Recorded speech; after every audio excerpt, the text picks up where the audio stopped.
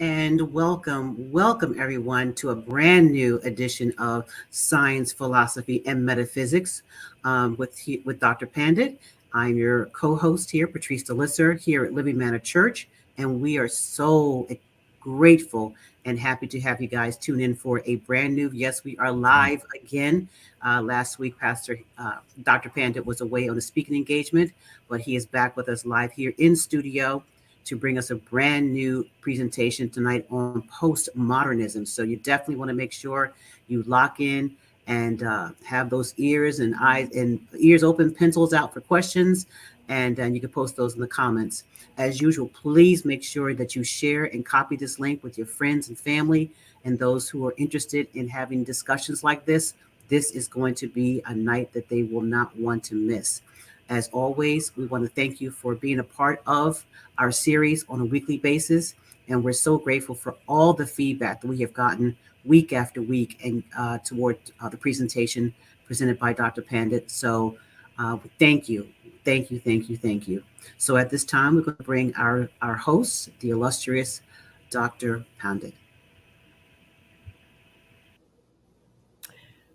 Hello and welcome again. Good to be back, especially those of you who have been following us during the weeks that have gone by, and those of you who are joining us for the first time. Welcome. You're more than welcome. So, without any further ado, we'll just get into the slides and have our session for today.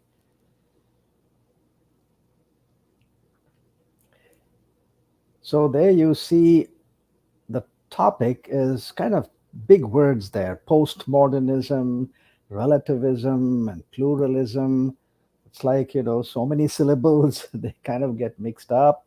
But if you look at them carefully, you will be able to understand them. We'll go through them one by one so that we understand what is happening.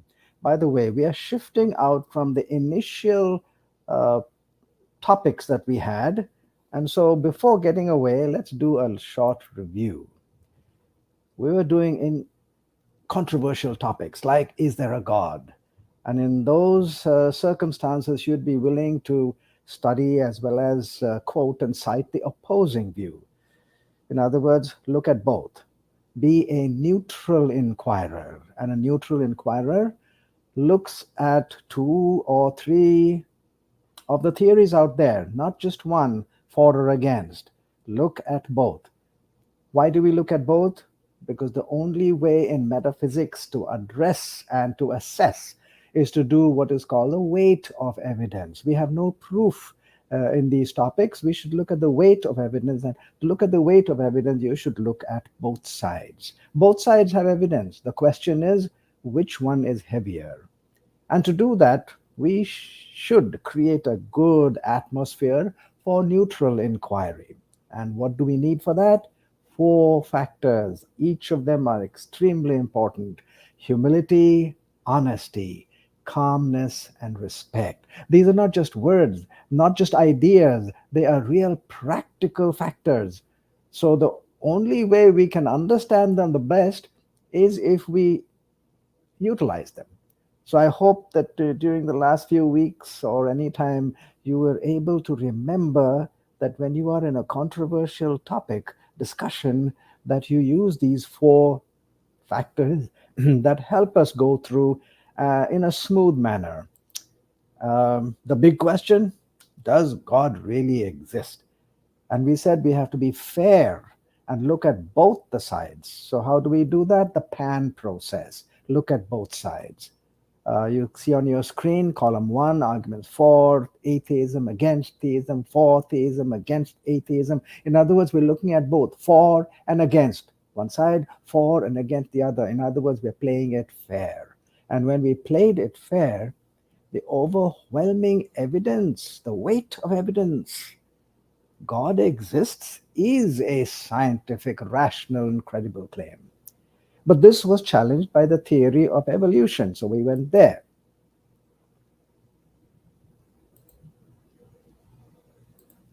Here we go. Why would we look at the theory of evolution? Here's a question. If the theory of evolution has a reasonable and scientific base, then the study of nature could show that God is not needed. Deism is probably true, and we may even claim that we don't need God at all. So maybe he's not in existence. However, B, if it is not reasonable and scientific, then the study of nature could endorse the claim that God is essential in our universe. He's the one who started it and who's sustaining it. And therefore, the idea, concept, and God Himself is factual and in existence. And when we looked at the theory of evolution, we looked at it in two ways. One was the fundamental claims, and we saw six or seven of them. None of them were established. And then we checked whether the theory of evolution was actually scientific. We looked at the criteria that are required to be met so that it is scientific, and we found that none of the fundamental claims are established, and the theory of evolution fails as a scientific theory. It is not a scientific theory. Having settled that now, we will agree that God does exist.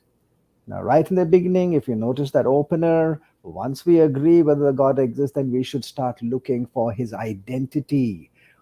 Who is he? What is his name? And so we start, first of all, looking at two factors in modernism. One is called relativism. It's also called postmodernism. It is the claim that all statements on earth are only relatively true. So, my truth is no better and worse or worse than your truth, and nobody can say what is the truth. There's no such thing as absolute truth. In other words, facts are not really facts, they could be questionable. Any fact. For example, if I placed a pen, I place this pen on the table and I place it on my left. Which side of the table is the pen on? Immediately you'll know that it depends. It depends on which side of the table you are on. If you're on my side, then it's on the left side of the table. But if you're on the opposite side, it's on the right side of the table. So left became right and right is left. So which is this side? Well, if you're standing on this side, then this side is this side and that side is that side. Whereas if you are standing on that side, then this side is actually that side and that side is this side. Can you see what's happening? The moment you say that a fact is dependent on another factor, it depends. And so that's what the relativists say, everything depends. And they extrapolate that out and say all statements on earth are of that quality. You can't say it is the truth. Left side can become right side can become left side. There is no objective standard by which truth may be determined, so that truth varies with individuals and circumstances. And here's a statement by Paul Feyerabend, who says there is only one principle that can be defended under all circumstances and all stages of human development. It is the principle anything goes. I have underlined those words because we're going to come back to it. Remember, postmodernism says anything goes. So, is that true?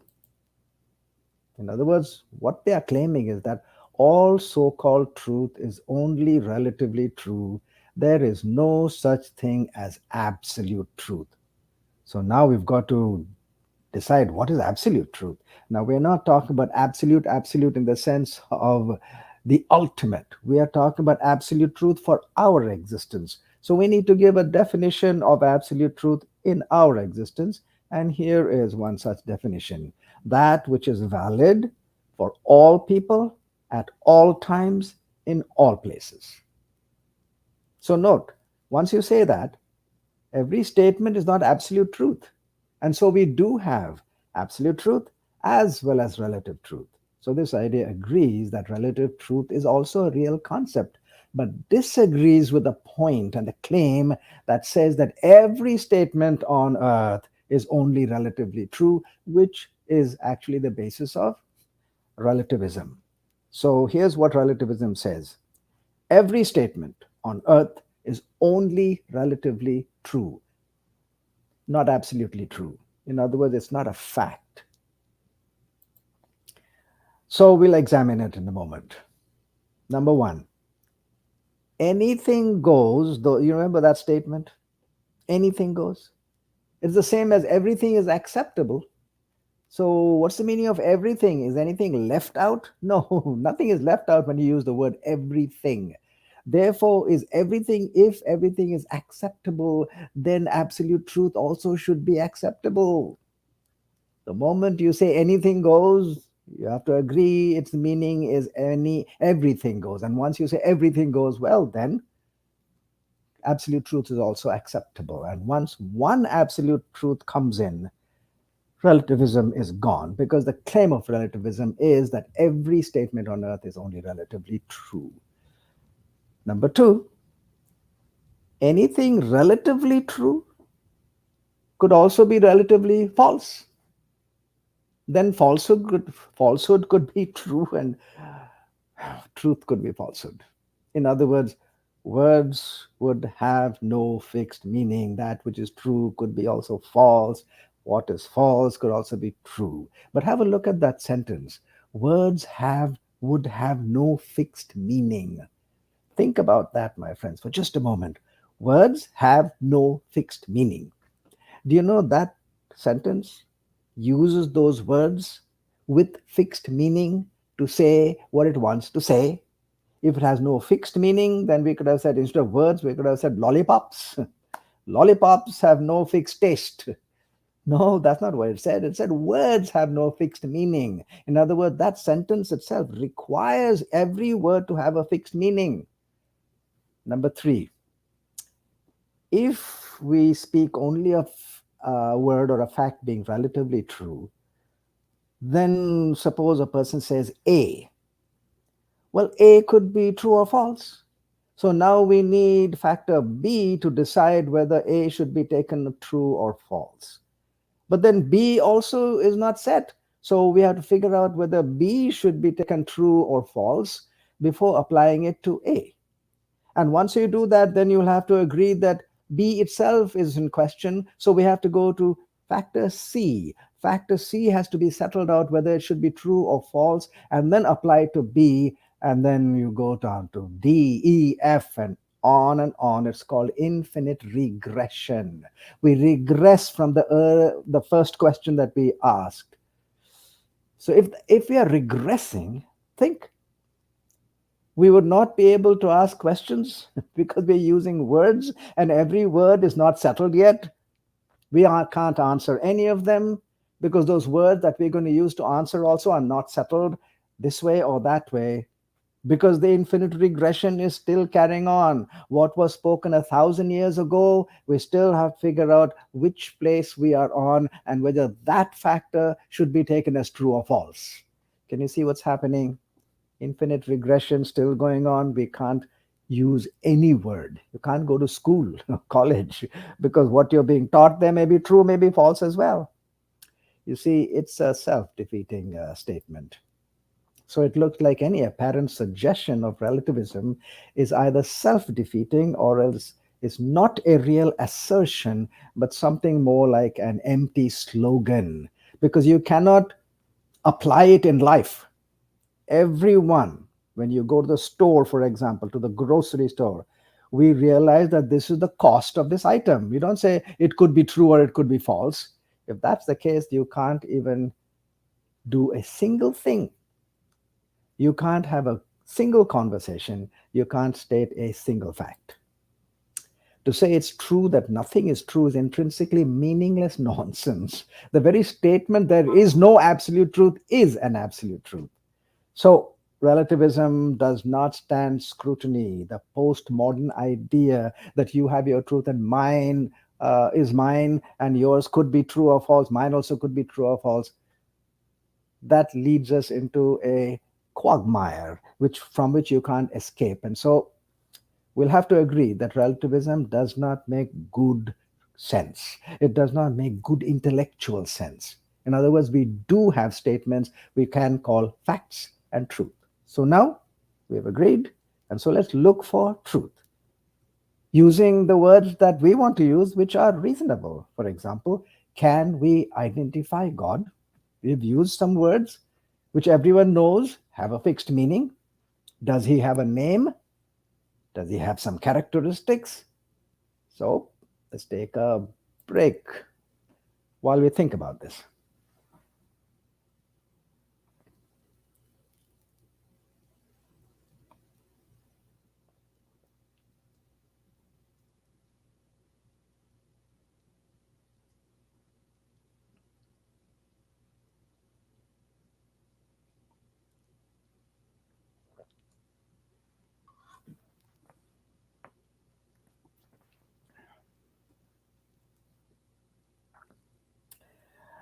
All right, let's carry on.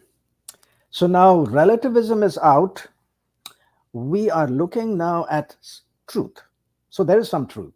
So when we look, and we are talking about religious truth for now and for this session.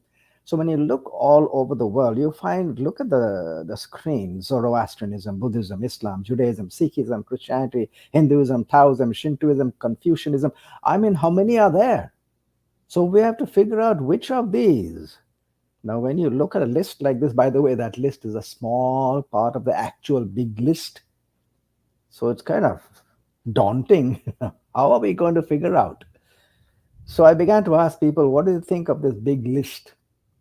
And as I spoke, I realized the answers fell into two camps, clear cut camps. Here are they. Camp number one is called exclusivism. And here's what they say in that camp: there are many religions, but only one is right, mine. So when more than one person says that, it becomes pretty confusing. So exclusivism is, yes, there are many, but there's only one that's right, and that is mine. Pluralism, on the other hand, same, almost the same idea to start off with. Yes, there are many religions, but you needn't bother to check them out. All the religions are actually the same. Plural, more than one. Can you see the difference? Both of them say there are many. Both of them say that there are so many, but don't be bothered. The first one, exclusivism, says leave out the others, just take mine. And pluralism says, yes, there are many, and all of them are equal. Don't bother about figuring out which one. So when I faced this, I looked at pluralism first. You know why? Because if pluralism is right, then I don't have to bother about anything. I'm happy where I am. So let's look at pluralism. It says all religions lead to God. They are different paths, but end up at the same final destination. Here's a statement. W.E. Hawke says this: God is in the world where Buddha, Jesus, Muhammad are in their little closets, and we should thank them but never return to them. Zen is the mystic form of Buddhism. And this is what they say: to understand God is to listen. Listen to Jesus and Muhammad and Buddha, but don't get caught up in the names. Listen beyond them. Listen to God's breath. It sounds so exotic and it sounds so appealing, that sentence. But we have to look at it carefully. So, pluralism recognizes not only the existence of other religions, but their intrinsic equal values. You know, that has to be a part of pluralism. They are not only valid and true, but equally so. Pluralism has to make this claim so as to maintain its position of being pluralistic. For if it did not say that all of them are same, then they would have to confess they're not equal. And if that's the case, then I would ask, I want the best. So please show me the best. And that would lead us back straight into exclusivism, which says that there's only one way. And pluralism is trying to avoid that by saying they're all equal. So it has to say all of them are equal. But here's a big question: where did the idea of pluralism come to us? Is it in the writings? So I looked at the writings. Let's take a break.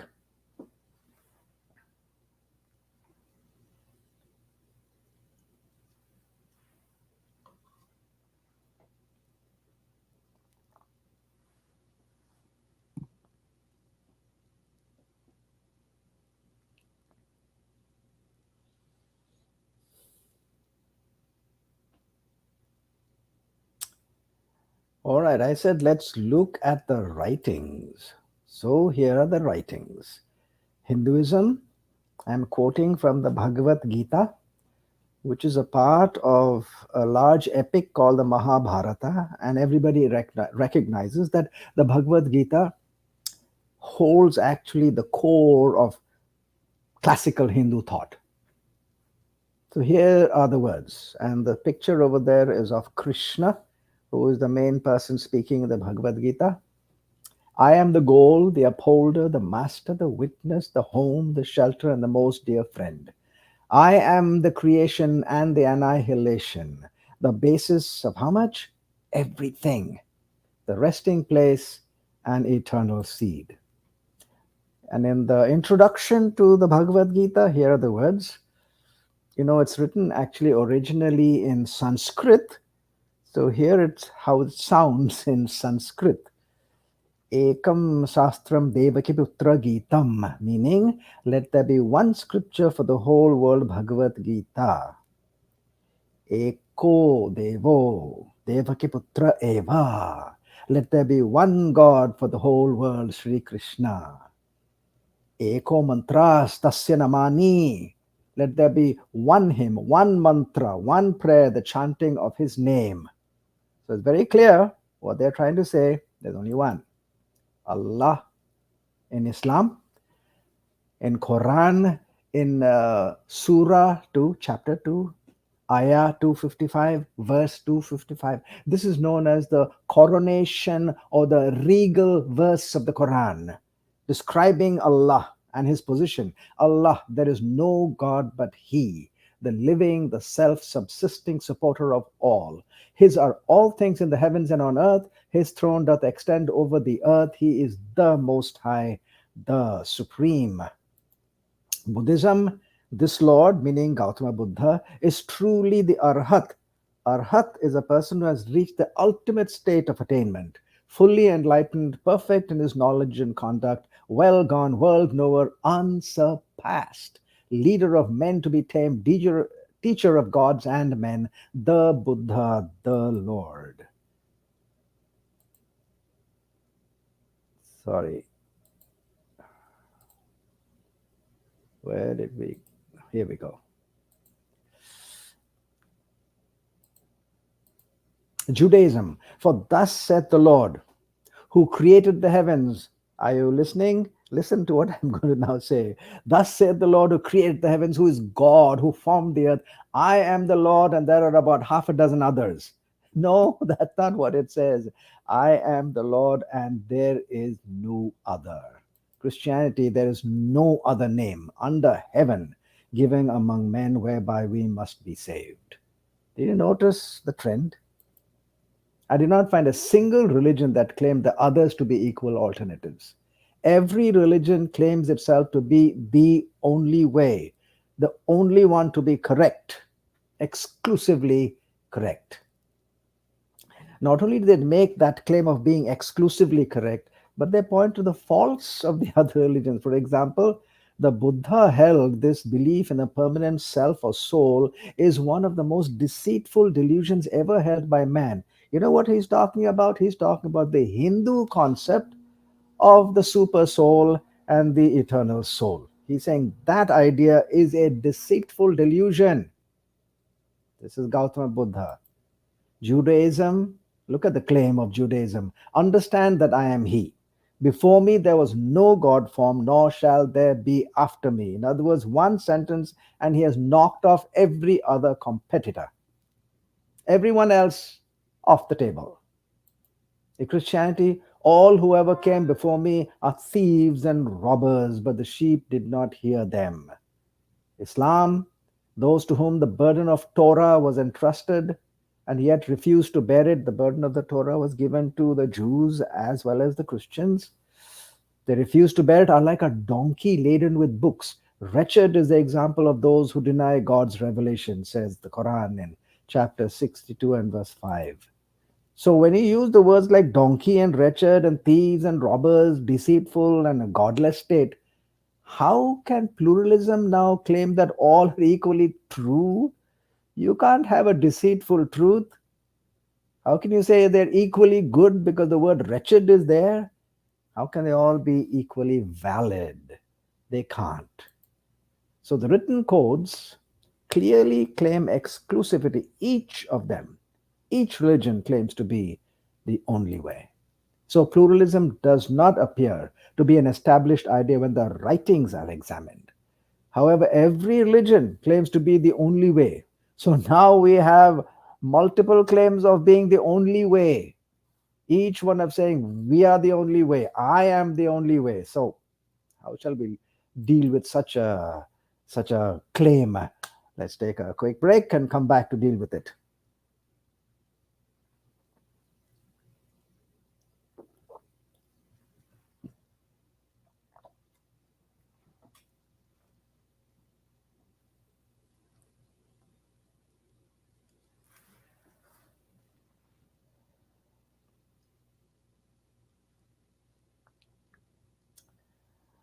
All right, carrying on to deal with so many claims of being the only way.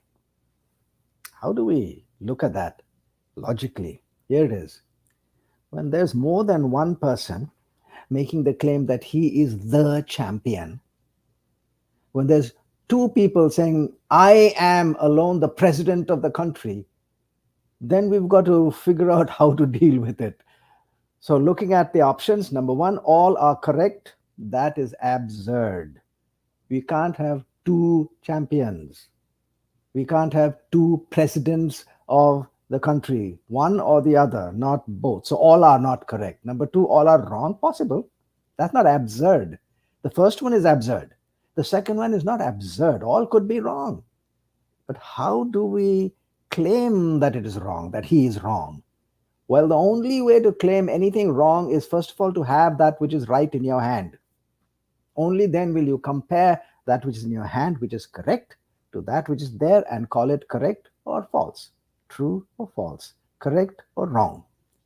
We are still struggling with the reference point. And as we go along, we realize there's no way to call any of them wrong. How can you go to Muhammad and say, Muhammad, you're wrong?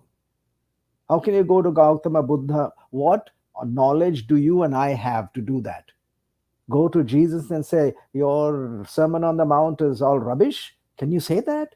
None of us has either the knowledge or the authority or the position to say that any of them is wrong. So I could not call all of them wrong. Furthermore, if I called all of them wrong, we would have to dismiss all of them.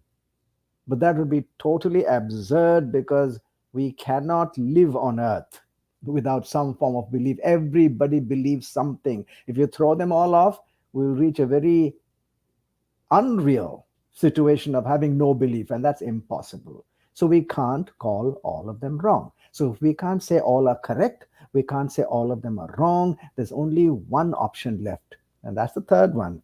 Only one of them is legitimate and correct when in its claim to be the only way. So out of five, for example, each one saying the only way, the only real logical explanation of that picture is to say that one of them is telling the truth, that it is the only way. So that was quite an amazing point to reach. Crucial, amazing, pivotal conclusion. There is only one religion can make a legitimate claim of being the only way. Do you notice that? This statement that I'm making on the screen took me weeks, because I had to look at it from this way and from that way and from this way and that way. I looked at it in every way. Those three options, they are all correct, they're all wrong, or there's only one. Those are the only options that we have. And the first two have been dismissed by logical reasoning. And so we are left with this. There's only one way that is really the only way. One, only one way. It's tough. And when I reached that, boy, the first question that crossed my mind, am I in that way or am I not in that way? Because there's only one. But that also leads us to a position in which we should find out which is that way. What is the significance of saying there's only one way? There are a few. Here are they. First of all, this conclusion was reached by a neutral person. Remember, we said we were neutral, humility, honesty, calmness, respect. We would look at both sides. We looked at all the sides. This conclusion was reached by a neutral inquirer. Number two, it destroys the concept of pluralism. It's not plural, there's only one. Number three, it has a strong application to any follower of any religion. For example, if you're a Muslim, then you can't endorse pluralism.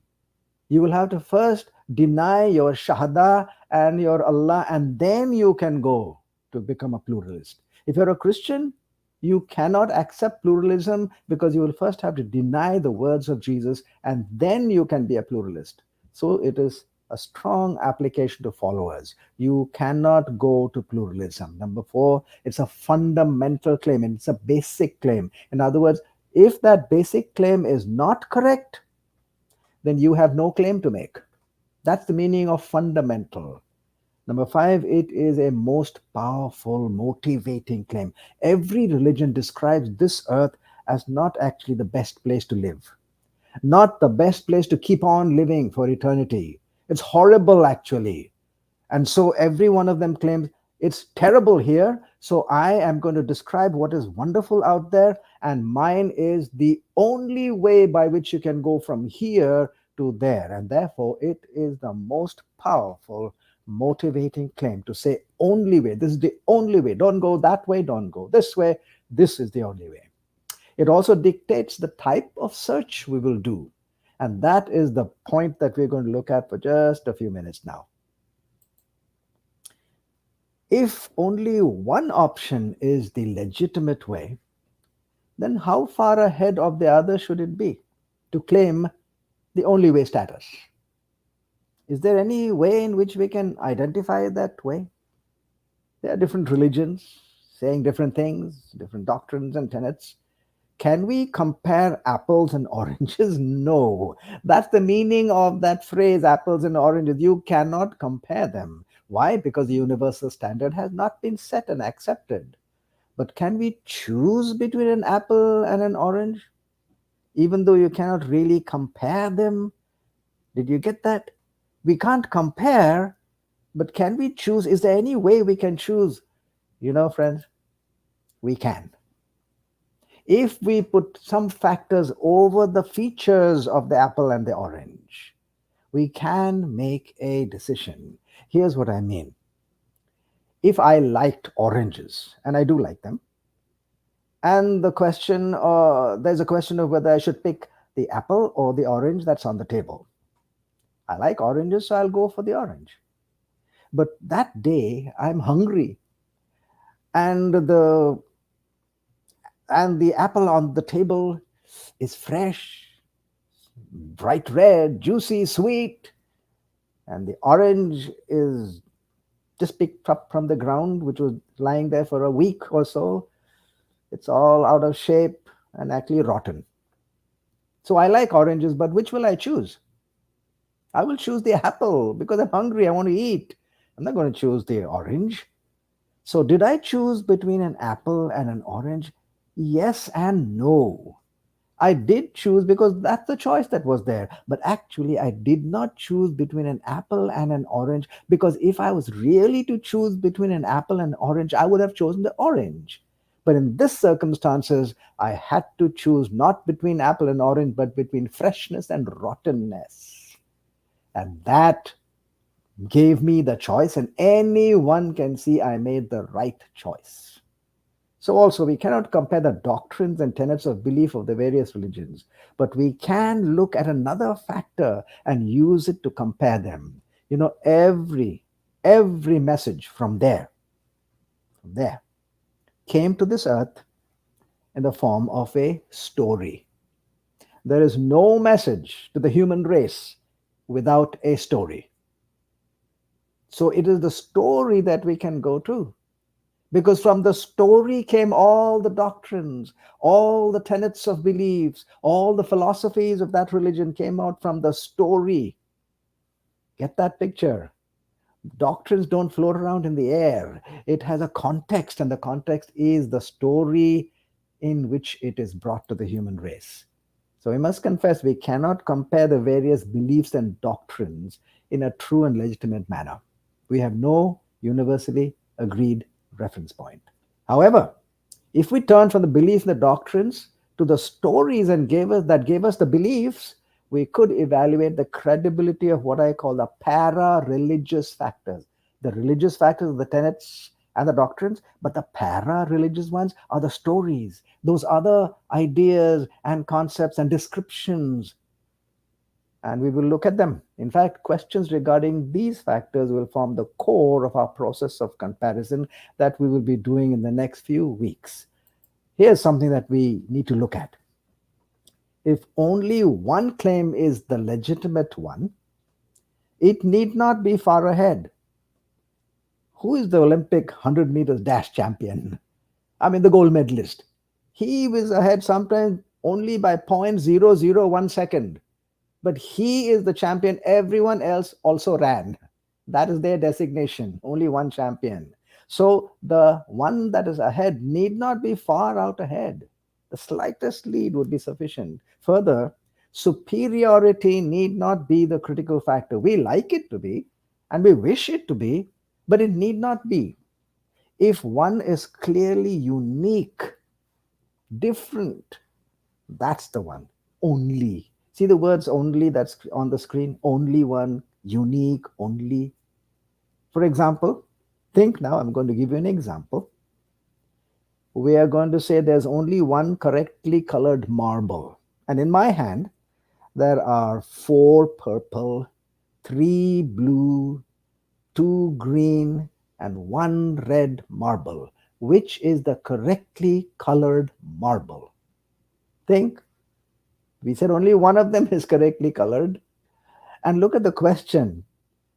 Which is, not which are, which is, meaning singular, the correctly colored marble, again singular.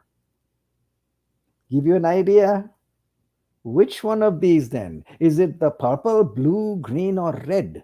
There are four of purple, three blue, two greens, one red. Which is the correctly colored marble? It has to be the red one because it's the only one that's red. All the others have two or three. Only one, unique. So, what we will do from now on, from the next few weeks, we will inspect the stories and the para religious factors, not the doctrines, because the doctrines came out from those factors. We will look at those factors, ask some questions, and we will evaluate the weight of evidence looking for that red marble, the one that is so unique and sitting all by itself. It doesn't have to be superior, it doesn't even have to be far ahead. It just has to be unique. And that's what we will look at, asking a set of questions, and we will go through them one by one. What are we looking for? We are looking for the red marble, the one that says it is the only way, and there's only one of them that is correct. Did you get that? Come back again next time, and we will discuss this further, one by one. Q&A session now.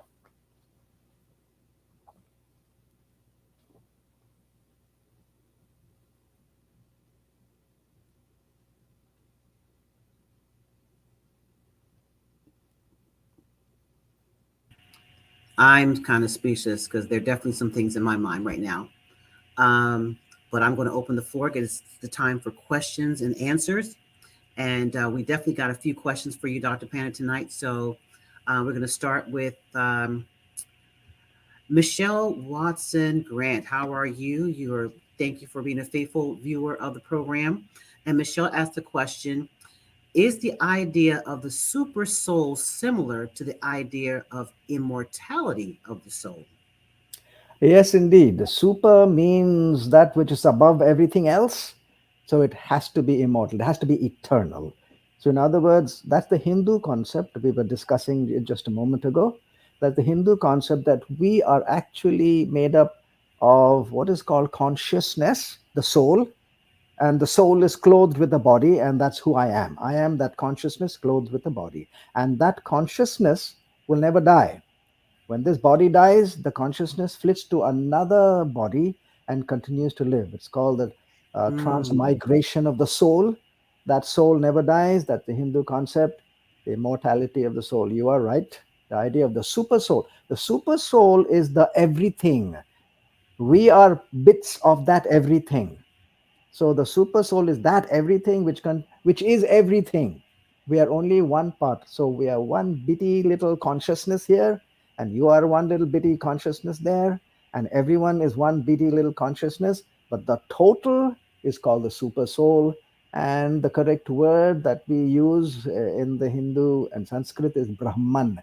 Brahman is everything.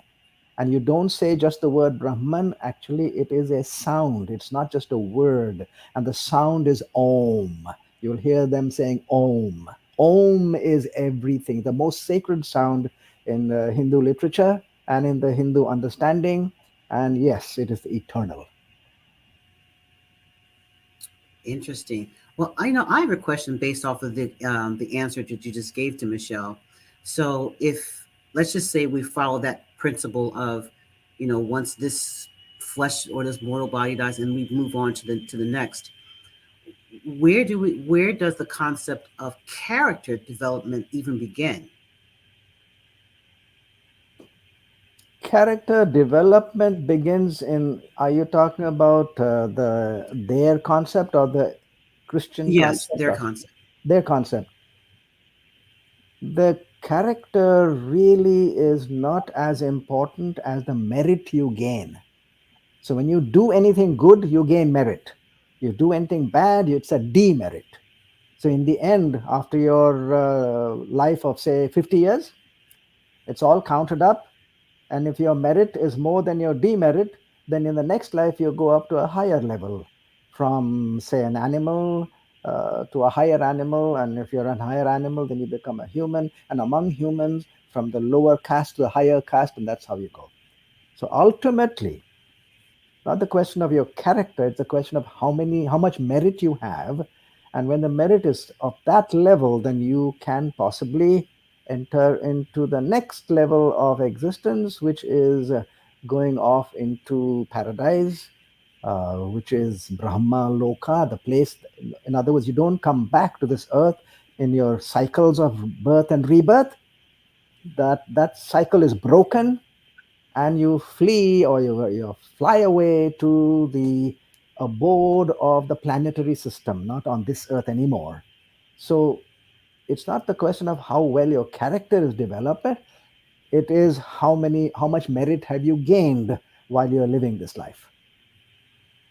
So then, my question then to a question based off of the answer is, who determines how many merits? It's the Brahman, the whole. He never makes a mistake. So when the assessment is done, it is the truth of the assessment that makes the assessment. So you don't have any mistake there. In other words, we don't need anybody to do the mistake. The whole of existence makes that assessment, and that's it. Interesting. Interesting. Interesting. All right. Our next question is coming from Joanne Stephen. How are you, Joanne? How are you? And the question is, they all claim to be the quote, the only way, but the only way to what is the question?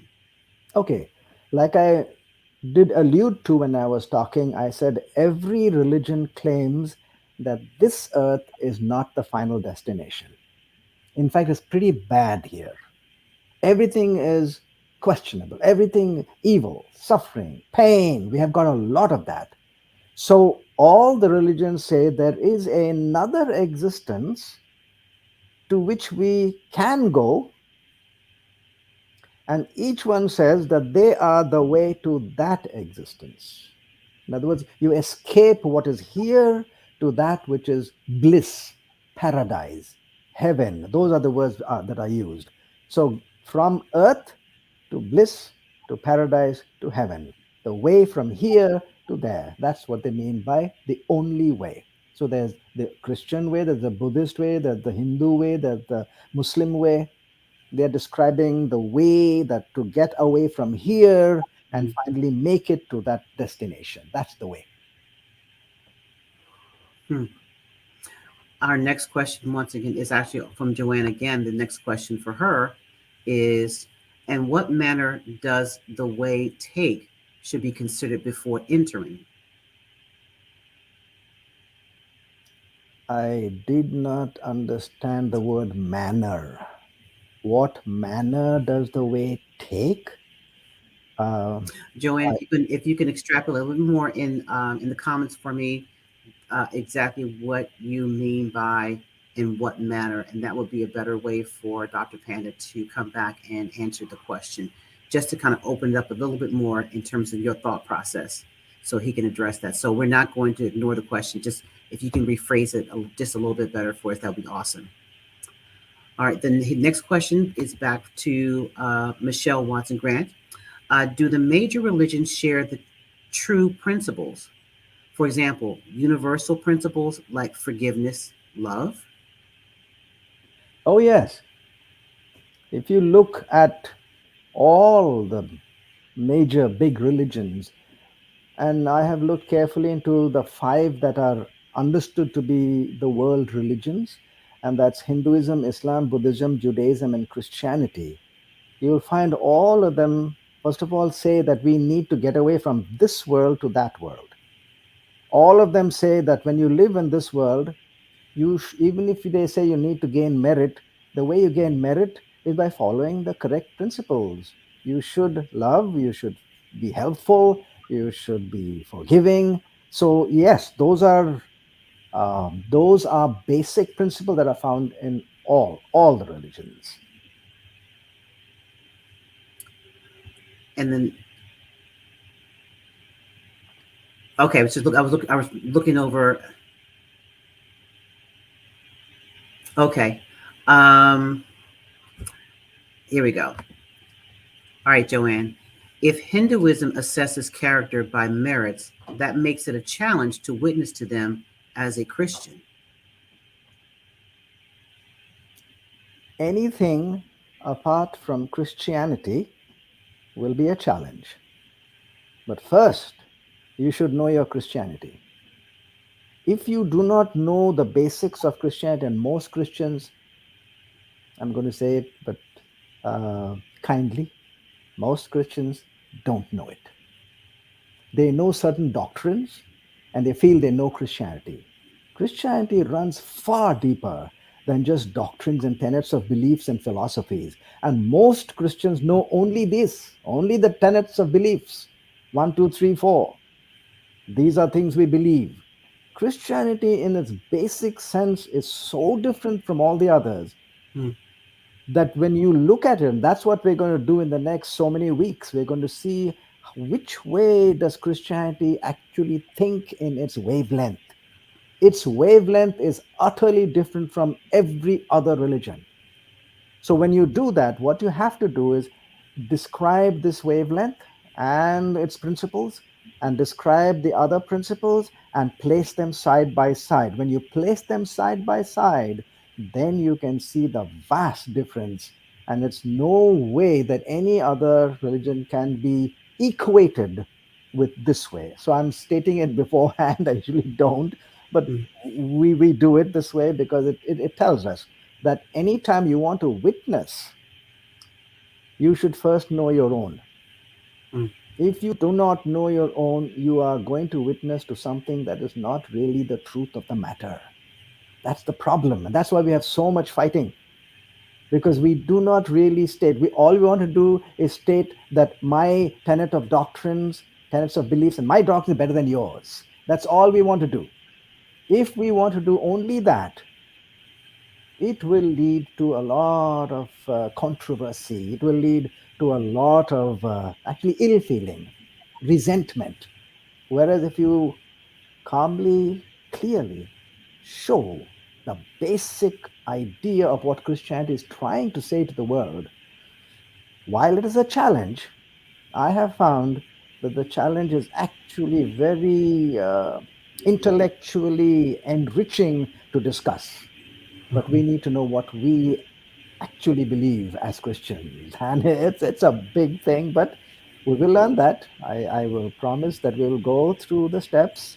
And I hope by the time we are done with this series, you'll have a clear of idea of what Christianity really means and how we can actually talk about that. Right now, we are only talking about the word witness, not sure whether we're really witnessing. We need to learn that. Awesome. Because I actually was thinking as you were answering the question, um, because even with Christianity, Dr. Pandit, there are so many different religions, and to even have a dialogue concerning, as you said, Christianity, the depths of Christianity and the approaches that different people taken over the centuries concerning Christianity, which even propels us to where we are in 2022.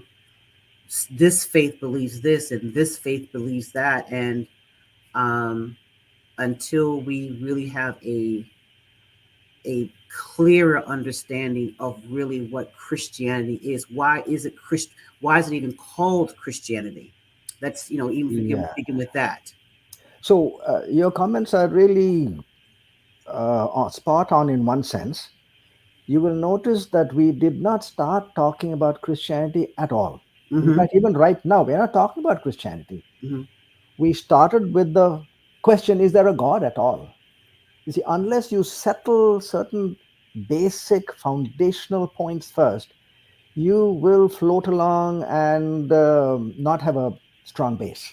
Mm-hmm. Whereas if you set it one by one, so we do first God, then we ask, can we know anything? That's what we did today. It's not relativism, we can know facts. And then when you look at the religions, there can't be many, there has to be only one. And of the one, we have to choose among the big ones. And then suppose, let's say, we choose Christianity. Once you go to Christianity, then you need to know certain things about Christianity itself. And also, like you mentioned, churches, it's actually, we should call them denominations. Mm-hmm. Do you know how many denominations the people have counted among Christians? 33,000 denominations. So now you got to figure out what you're going to do with that kind of a picture. When you come to Christianity, you will know that there's a basic reference point in looking for the whether there's a God. There's no reference point. We have to make it in looking for whether which religion to really espouse. Again, there's no reference point. We are making a reference point. If you noticed, we are making that reference point. We are saying that we're going to look at the para-religious factors, and that forms the reference point. But once you come to choose one, that will become the reference point. And I'm preempting myself by saying you will come to the book, the man. Mm-hmm. This combination of the book and the man becomes the reference point. And with that reference point now, then we will look at whatever else is the claim out there and pit it against this combination and then find our way. And not to divert the conversation, because we're definitely going to go back to this whole question of postmodernism and how you have been unwrapping this a little bit for us tonight. In a strange way, there seems to be pluralism within Christendom, and yet there is an exclusive, how I'm going to pronounce Exclusivism. it, yes, within the faith. When you mentioned the amount of uh, denominations, but there really is one book, one man, one Yeah. God, and I'm going to stop there. But so that just kind of interest that piqued my interest. So I just wanted to kind of share that a little bit. All right, So we're if, going to go. Oh, sorry. Go ahead, Dr. Pan.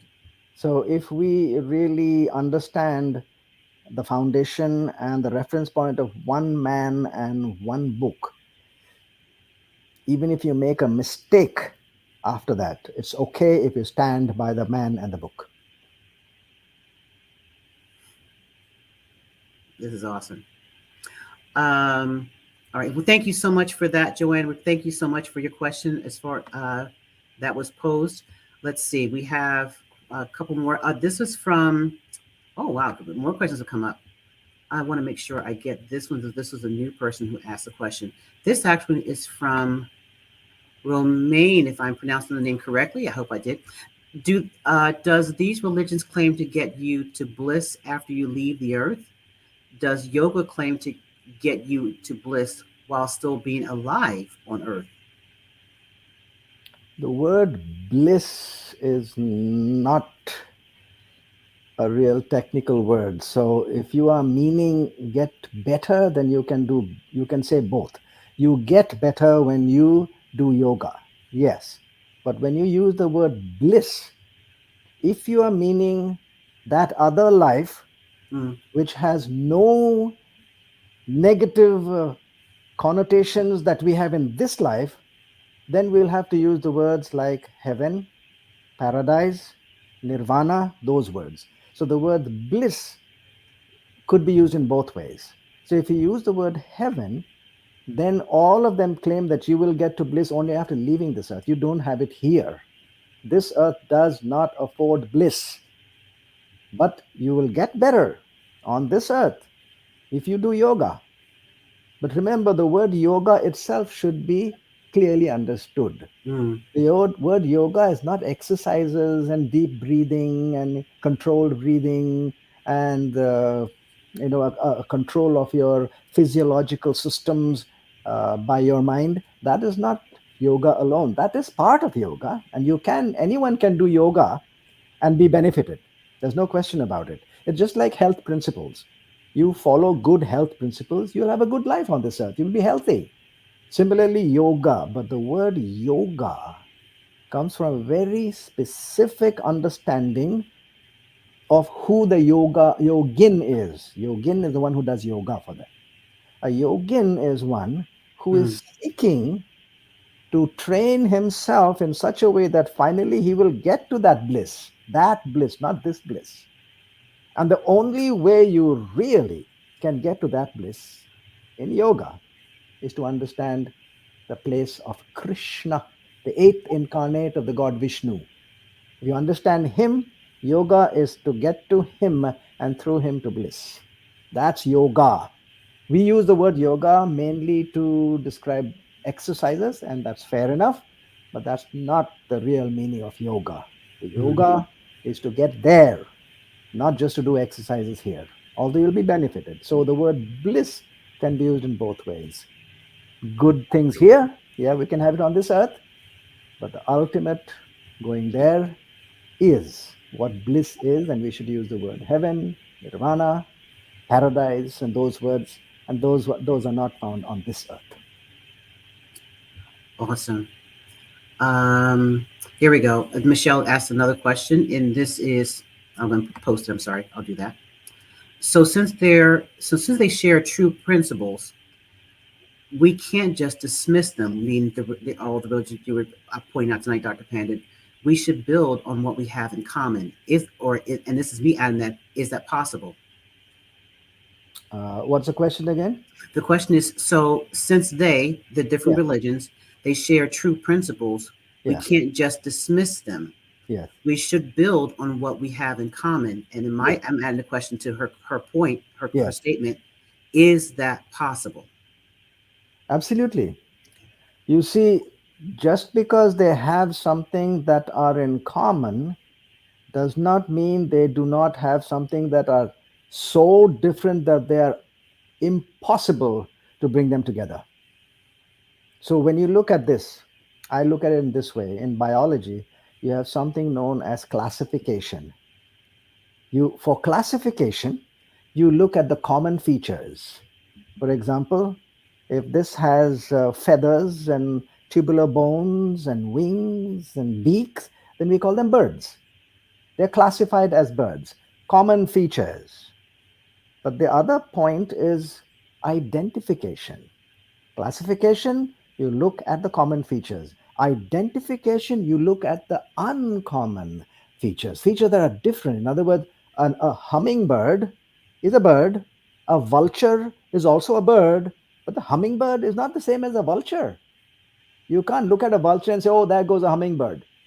No, they are absolutely different. Why? Because there's irreconcilable differences between a hummingbird and a vulture, although both are birds by classification. So when you look at the common features, yes, they all have common features.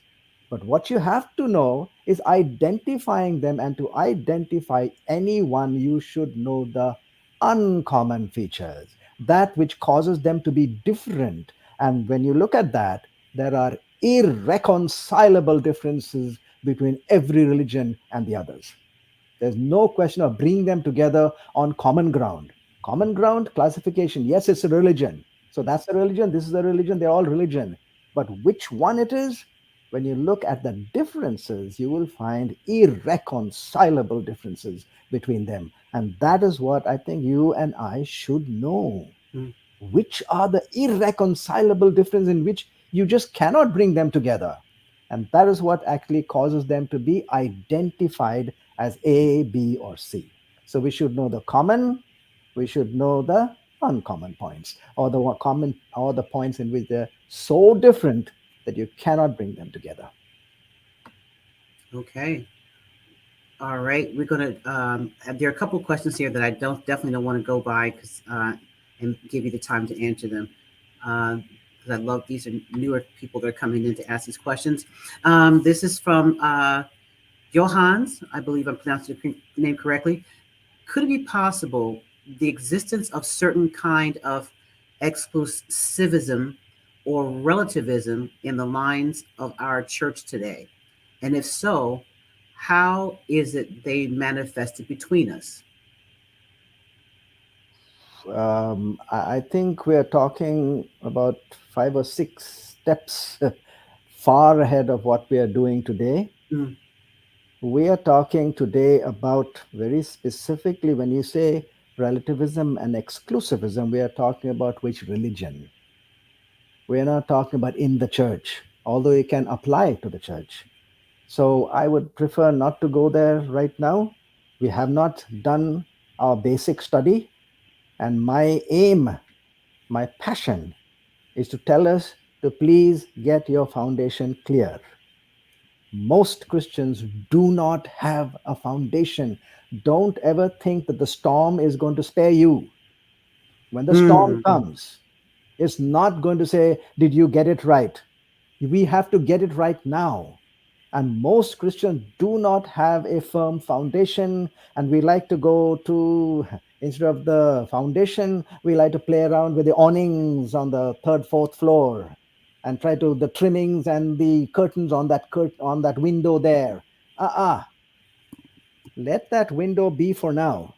Climb down and find out whether you've got a foundation. Most Christians don't have it. Don't pretend to have it. We know doctrines, we don't know our foundation. And that's why I'm taking pains to go through this. You will, it'll sound like I'm saying I'm the only one, but really, there's hardly any other seminar on earth that takes you through these steps that we are going through now. You have to settle those questions first, and you should know how to settle them in your own mind. Then you can talk to others.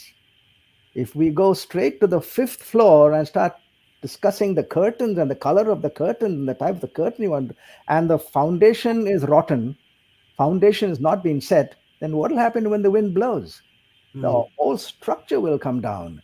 That is the danger in going straight to doctrines and discussing those points. So, good question, sir. But I would suggest, let's stay with what we are discussing now. We need to fix this now, because I know it is not fixed in Christendom. Okay. And I will, can I add to that? Um, but please remember this question because when we get to this point, it'll be a great opportunity for you to bring this question back up again.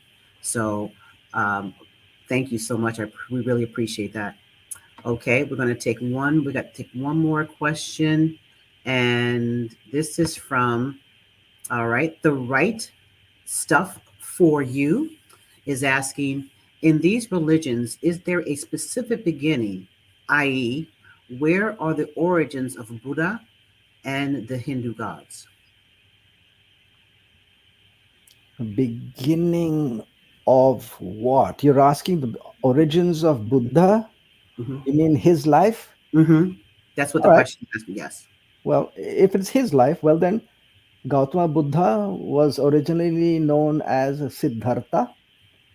He was born to the Gautama clan.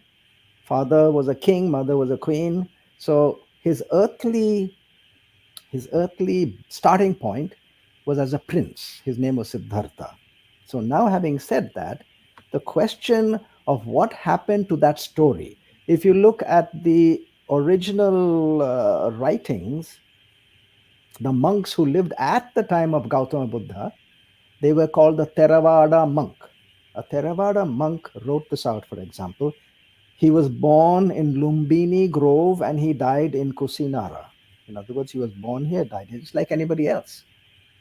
But after a period of time, it started changing. And then a few hundred years, it changed even further. And by the time the Mahayana form of Buddhism came around, which is about 700 years later to 1000 years later, that initial statement that he was born here and he died here dissolved into another story. He was not actually born here, he always lived. And he didn't really die here, he's going to live forever. So this is called a legend. Starts off as an ordinary story, then we add features one by one, add them, and it becomes superhuman and finally divine. That's what's happened here. So if you're asking the origins of Gautama Buddha, we can say the origins of his life are human, just like anyone else. But about 700 years later, they said, no, he always lived forever. And so many eons before he was born on this earth. And in fact, he was really an incarnate, which is unusual for Buddhism, but he was an incarnate of the Adi Buddha, the original Buddha, who never came down to this earth. He was just a phantom of that Buddha. So if you're asking what are the origins of Buddha, there are two. One, his human origins as a prince, his name was Siddhartha, and the later origins that were put into the writings about 700 years later, he always was early. There's no beginning. He always existed and he always will exist. So the question of beginnings is very difficult as far as testing them out. Historically, however, in history, he had a beginning. So that's the origin of Buddha. Hindu gods, Hinduism is a very unique religion in one way. It is not one thought, it's not monolithic, they call it. It's not one idea. Hinduism is not one idea. It began with what is called the pre Vedic Hinduism way back then, and then it came to the Vedic Hinduism, and then to classical Hinduism, which is described in the Ramayana and the Mahabharata, two big writings, the stories. And then there is the mystic form that later on came on.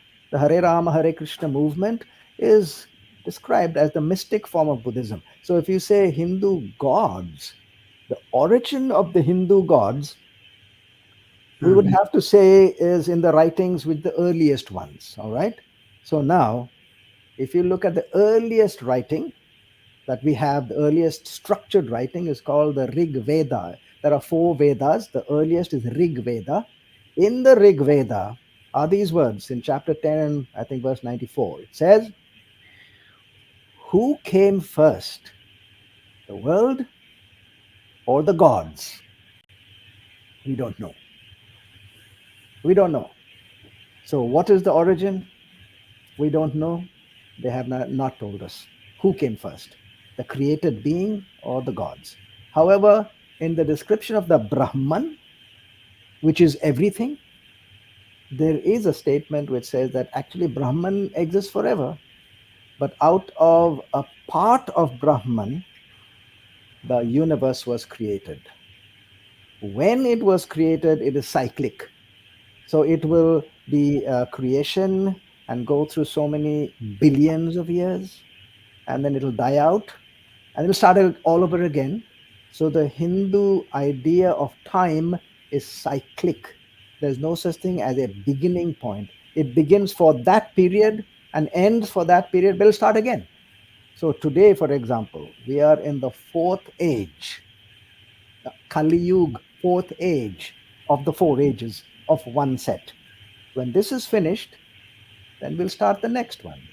And when the correct number of all these ages are finished, then everything is going to annihilate, including Brahma, Vishnu, Shiva, everything. And then everything will start all over again from scratch. So it is cyclic in Hindu thought. Now, Dr. Pandit, I would have generally at this point said good night to everybody and thanked you for joining in. But what you just said has opened up another series of questions. And here's one of them. And if you don't mind, if you have a few extra minutes. I do. Okay. It depends on you all.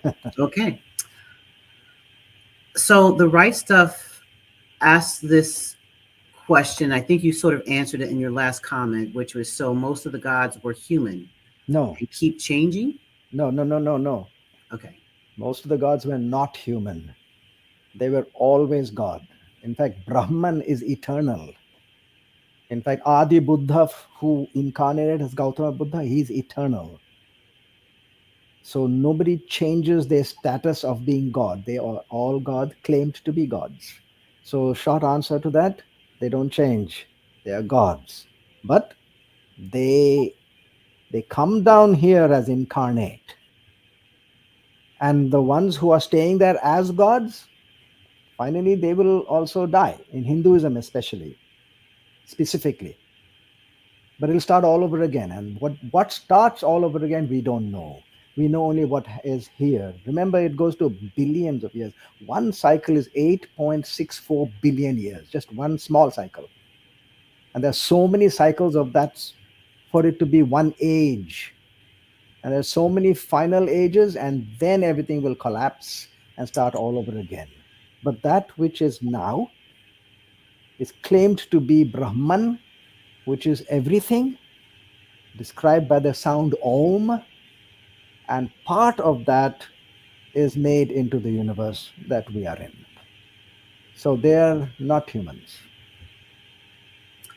So the next question is if the right stuff for you, then they're not creators. I'm not sure why that question. They can be, because they are gods. So even if they are temporary God, they're created. But like I said in verse 94 of chapter 10, it's not clear actually how the creation took place. That's why the question is, did the gods come first or did the creation come first?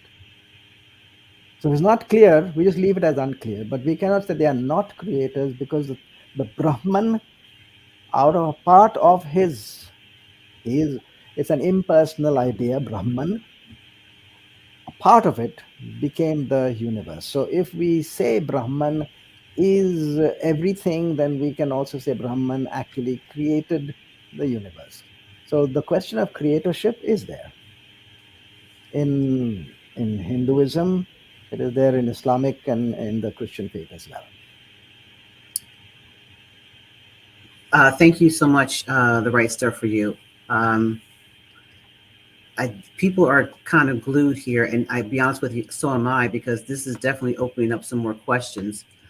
Um, so, Dr. Pandit, okay, so in this, we're following this path. You know, you've taught us from the very beginning of just follow the question, follow the path, Evidence, yeah. and follow the evidence. So, what you're saying in terms of the creative component, to my knowledge, there is one book that distinctly tells you how creation happened. Mhm.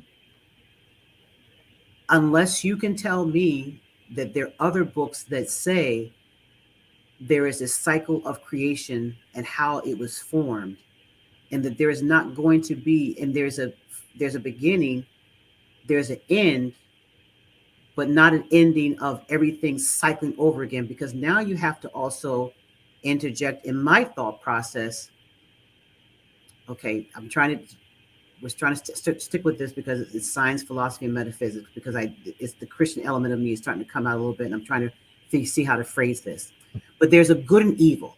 Okay, there's a good and evil. I'm not going to classify it as sin, but we'll say good and evil. So that recycling again is recycling in the fact that we're starting all over again with a sense of we're trying to get to a what I put is a nirvana state or a paradise state, or what's the whole purpose of recycling again?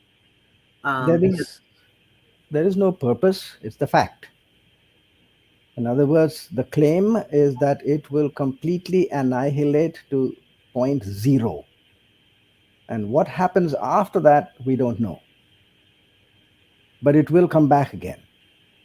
Existence will come back in. Existence goes into non existence. It's not nirvana. Nirvana is what we go into. But the whole of existence is going to collapse into nothingness. And then it'll start all over again. What that is, nobody knows. but and how that is that supposed to happen? Because you start interjecting things of, so we're talking about for those who believe in the Big Bang theory. So we're talking about going into nothingness, and then for so many No, Big Bang doesn't go into nothingness. We are questioning where the singularity came from in Big Bang, and you have to go to nothingness. That's science. So this is not science. This is a claim of a religion Mhm. which says that the whole of existence is cyclic. There's existence, then there's non-existence over a period of billions of years, and then there is once the existence becomes non-existence, it comes back again. That's a religious tenet of belief. We can't put that with science because there's no explanation in a religious belief. Whereas, Okay. No, no, I'm sorry. I really, in a way, I was actually tracking with you. I think my way of trying to verbalize the thought process did not come out the way I was intending. uh-huh, So that's just going to lead to another. Don't want to go down a rabbit hole because we can stay on this for a while. So, but no, that's an interesting thought process, and there's a lot to cover over the next weeks, probably months, as we're doing this program. So we'll leave it at this point, on my point at right now. But let me see if but there's you made a good point, but that when you really begin to ask questions, one question will lead to the other, and you should be prepared. We mustn't say that we'll answer this and it's fine, and when it's answered, I've got it made. No, every question will open up another five, six questions, and you should be prepared, honestly, to take each of those as best as you can. Mhm. But through them all, you should find your way through a minefield, Yeah. because some of those questions are not good questions. They will lead you the wrong way. In other words, one of the biggest challenges I had was to choose not to look for the right answers, but to look for the right questions. Mhm.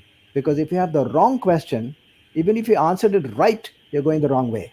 Mhm. So you have to be careful about choosing the right question, because some of them will just take you to bang your head against the wall. That's it. Nothing else. So we go through the minefield, and I hope that when we spend this time together, we will avoid those mines along the way and finally get to a good understanding of what this man and this book is. That's the goal. Yeah, absolutely. Um, there are definitely more questions here, but I'm going to, for the sake of time, um, we're at the 8:20 mark. So if you don't mind, Dr. Pandit, for another 10 minutes, do you mind? No, no. When I Okay. was in the recent speaking appointment when I was away, Mm-hmm. uh, the main part was the Q&A. Mm. I would present for 35, 40, 45 minutes. The Q&A would go on for 1.5 hours. Okay. Okay. So that's the usual way. I'm not surprised because there are Mhm. a lot of questions there. Okay. Yes. Okay. Any other question? Yes. Okay. Um, I'm going. Let's take some. Let's go with. Oh, here we go. This is the right stuff for you. Are they expelling evil with each cycle, or does it return in each cycle? No. Evil and good in the Hindu thought. I'm thinking we are talking about Hinduism. Yes. You know? Mhm. Evil and good are two sides of the same coin. You cannot have only good. Evil and good are part of our existence. So when existence goes out, out goes good, out goes evil as well. So when it returns, like I said, we do not know what will return, but most likely, according to the thought, it will be back again. Evil and good will return because it's only one coin, two sides, evil and good. You can't have good, you can't have only evil. So in that basic difference of good and evil, you just choose to gain your merit. And no matter what the merit is, at the end of this big cycle, it's called the Maha, means big, the Maha cycle, when everything collapses, there's nothing left. So what begins will be absolutely brand new. So we don't know what that will be like. But we feel that the claim is that evil and good will also return. Dr. Panda, the way you're answering these questions, you're only making it open for more questions. Oh my goodness. Because we think as Christians, that's why. No, actually, We are linear in our thinking, we are not cyclic.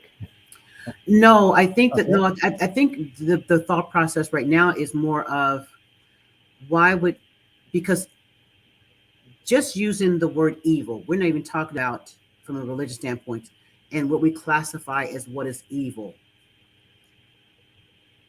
Why would that need to be something in that thought process of Hinduism, in that thought process, that needs to be still something that has to come back again? There's two sides of the same coin because evil in and of itself is brutal, it's conniving, it's every other adjective you can think of, and what we think of as even if we're halfway decent human beings that are watching and that will watch in the future, we can think of a plethora of things, hundreds of things that are just downright evil. Yes.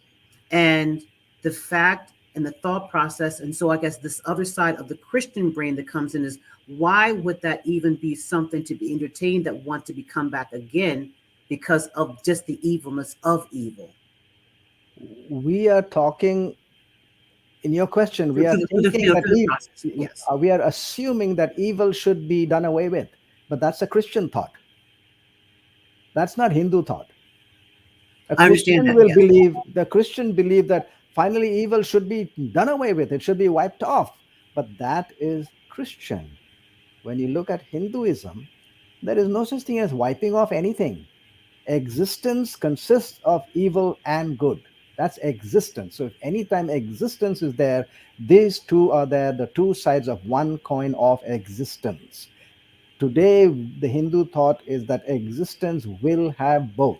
What we should do as humans then is, like I said, do the good and gain your merit and escape your birth and rebirth cycle and go to nirvana and go to paradise. All existence will always have good and evil. Nobody will ever wipe it out. Wow. Wow. Mhm. Okay. I think, oh, yeah, Michelle uh, Watson Grant classified it. So, dualism. That's a word. Um, Dualism is it's a different concept, really. Dualism means both can be right. That's dual. In one sense, yes, it's dualism. You got good and evil, and there's no such thing as one existing without the other. But dualism has another concept in which you can have something and not have something, and both are correct. So, dualism is actually a little different concept, but it's nearly the same. Um, how shall I say this? Um, you can have existence, but also have, for example, an illusion of the existence. So, existence and an illusion of the existence, and both are okay. Whereas in normal intellectual logic, they are not okay, because you either have an illusion or you have the truth of that. You can't have truth plus illusion both equal. But in dualism, it's allowed to be equal. And that's the difficult part in understanding some of the deeper philosophies of both Buddhism and Hinduism. Well, Dr. Panda, this has definitely been a very interesting session tonight for sure. And I think this is the longest we've gone. We've been here for like an hour and a half, so this has been awesome. Um, for those of you who'd still love to ask Dr. Panda questions, please email them to Patrice, Patrice, and I'll post up here at livingmanna.live.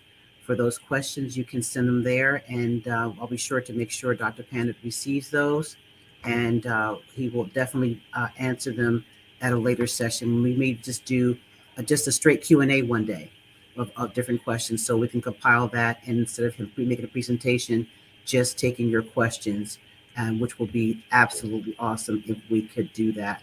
So please do that. We appreciate it.